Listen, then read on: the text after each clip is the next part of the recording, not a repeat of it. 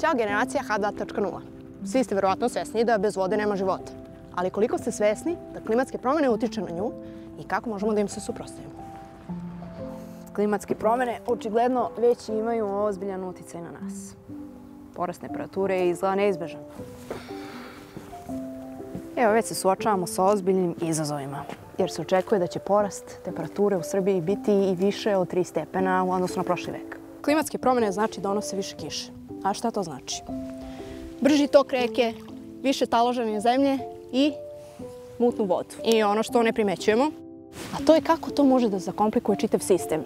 Održavanje vodovoda, proizvodnju vode za piće i kvalitet vode iz česme. I u nekim slučajevima možemo ostati u potpunosti bez vode. Evo me na reci, a kada padne kiša, ovaj čamac postaje glavno sredstvo prevoza po poplavljenim ulicama.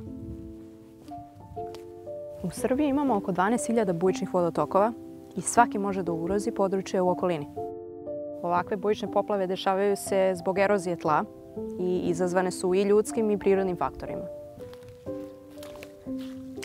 Promjene klime dovode do toga da umjesto uobičajenih količina padavina, za neko kratko vrijeme u jednom periodu dođe do pada ogromnih količina voda, što dovodi do bujice vode i poplava.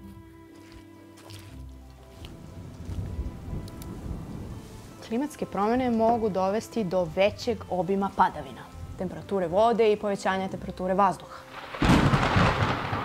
Za posljedicu imamo jače oluje, pa i one superćelijske, što znači da je pitanje kako ćemo obezbediti sigurno snabdevanje vodom.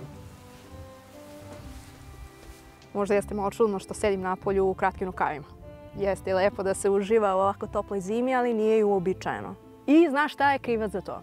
Klimatske promjene. Kažu da će broj vrelih letnjih dana stalno rasti, a toplotni talasi biti sve češći i žešći.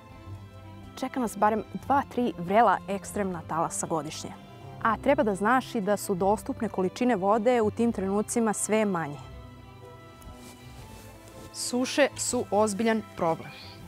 One negativno utiču na vodu u izvorima i u česmama, a pored toga one utiču na njen kvalitet i zdravstvenu ispravnost.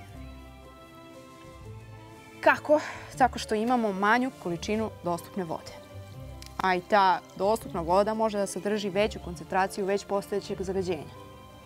A do toga dođe tako što opadne nivo vode u rekama. Zato smo tu ti i ja, generacija H2.0, da se naoružamo znanjem i krenemo u akciju protiv uticaja klimatskih promjena. Ajde da pokažemo svima koliko je bitno i koliko utiče na naše okruženje.